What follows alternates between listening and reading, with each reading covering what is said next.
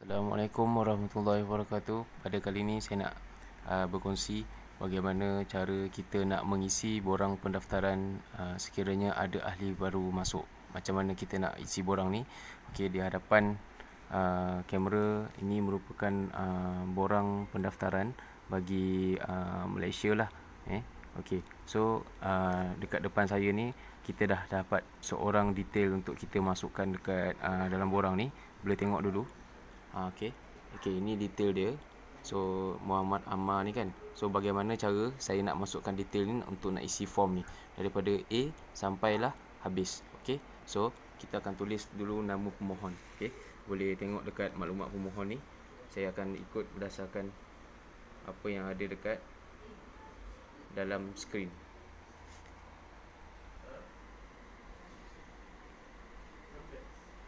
Okey. Dia yang paling penting dekat dalam borang ni nama pemohon dia, sebab dia akan dapat dia punya nombor pengedar tu berdasarkan maklumat pemohon. Lepas tu kita kena masukkan dia punya IC. So orang yang register ni minimum perlu 18 tahun ke atas.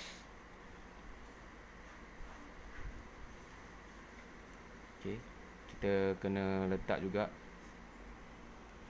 kena isi bangsa apa. Okay, saya buat Melayu kat sini. So kewarganegaraan Malaysia, tarikh lahir pun kenalah. So dekat sini saya tengok tarikh lahir dia tahun 2000. So sekarang ni 2020. Okey, ni saya buat daripada scratch lah. Jadi yang ini maklumat pemohon. Okey, so yang ni bangsa apa, warga negara, dan ini tarikh dia. Kemudian dekat sini saya dapat detail dia, dia ada pasangan dia juga. So pasangan dia, okey, so kat sini dia tak ada ni maksudnya dia tak ada pasangan. So kita boleh biarkan ruangan pasangan ni kosong lah. Okey, so saya hanya buat untuk alamat dia punya alamat rumah saja, sebab alamat rumah ni penting untuk sekiranya ada penghantaran majalah ataupun penghantaran produk.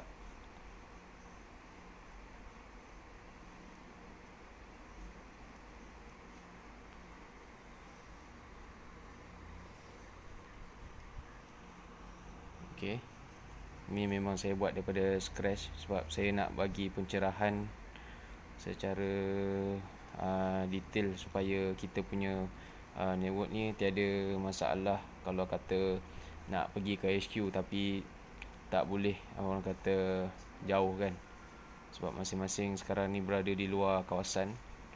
Jadi saya tunjukkan cara bagaimana kita nak register borang ni tanpa perlu kita pergi ke HQ. Okey, kita boleh melalui pos saja. So bila saya dah isi alamat, saya perlu juga isi dia punya nombor telefon. Okey, yang ni pun penting. So kita dah dapat dah detail-detail dia, kita just masuk saja. Benda ni memang sangat direct lah. Dia tak ada complicated ataupun technical sangat pun. So yang paling penting sekarang ni kalau dia nak dibayar, memang dia kena masukkan account bank dia lah. So dia bagi dekat sini account bank dia, dia bagi Maybank. Jadi kita kena masukkan Maybank. Memang kita buat kerja manual lah, sebab pendaftaran sekarang ni memang melalui borang. Saya masukkan nombor akaun dia 1147 67 154337. Okey, so letak dia punya nama Okey, pentingnya dia masukkan dia punya account bank ni.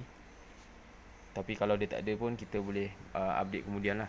So dekat sini nama penaja kita boleh letak kemudian pun tak apa. Kita tengok balik network kita ni. Kalau dia ditaja, kalau dah ada ID, kita boleh letak nombor ID dia dekat sini. Okay. So penting lah. Yang pertama tadi, kita dah ada maklumat pemohon dekat atas ni. Okay, maklumat pemohon. Lepas tu nama pasangan dia dekat sini. Lepas tu dia punya warga negara, bangsa apa, tarikh lahir, alamat, nombor telefon.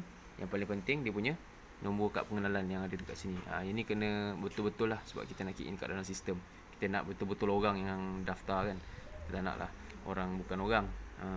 Jadi kita letak juga dia punya nombor account bank kat sini.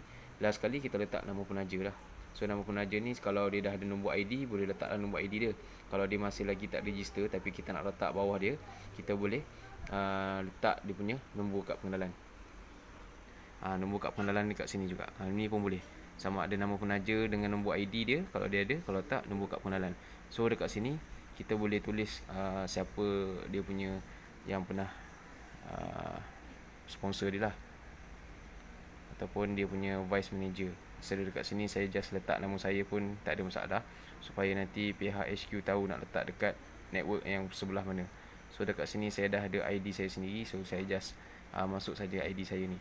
So yang paling penting, bila kita dah isi borang ni complete semua, dia ada 3 kolom ni saja, kita kena isi tanda tangan pemohon. Yang ni kita boleh buat tanda tangan. Kalau misal kata dia jauh, kita boleh buat assign tanda tangan sendirilah. So tanda tangan sini, kalau macam dia ada pemohon je, kita letak tanda tangan pemohon. Kalau dia ada pasangan, kita isi pasangan dia, siap nombor IC dengan dia punya warga negara tanda lahir, kita pun kena isi juga tanda tangan pasangan. So kat dalam kes ni dia tak ada pasangan lagi, jadi kita biarkan kosong saja. So begitu saja. Yang kemudian bila kita dah sign ni, kita letak tarikh hari ni. So tarikh hari ni berapa hari bulan? 25. So apabila kita dah isi borang ni kira dah orang kata complete lah. So kita boleh koyakkan kopi ni. Okay, so borang ni kita boleh submit. Okay, borang ni kira dah complete. So kita dah boleh submit kepada pihak Chuang Ho melalui courier, di mana bila kita post ke courier tu, kita letak nama alamat Chuang Ho, dan kita boleh buat reference kita dekat sini lah. Siapa yang menghantar ni kan, kita boleh paste sekali nama kita, ID dan nombor telefon, supaya nanti HQ dia boleh WhatsApp kepada nombor kita tu untuk kita buat pembayaran yang seterusnya. Okey, sekian daripada saya. Semoga kita berjumpa di video yang lain. Assalamualaikum warahmatullahi wabarakatuh.